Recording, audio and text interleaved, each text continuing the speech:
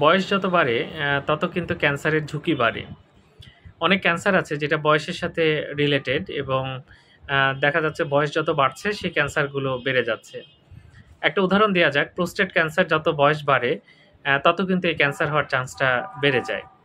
কম বয়সে prostate cancer খুবই কম হয়। এটা হতে পারে, তবে চান্স কিন্তু কম।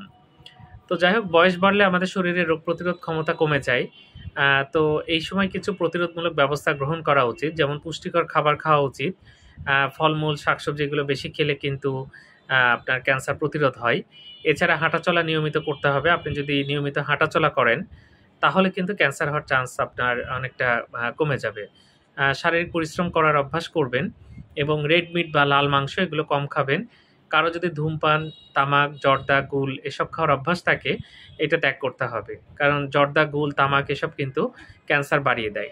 একটু সতর্ক হয়ে চলবেন, কারণ বৃদ্ধ বয়সে এমনি শরীরে রোগ প্রতিরোধ ক্ষমতা কম থাকে, সে মানুষটা দুর্বল হয়ে পড়ে।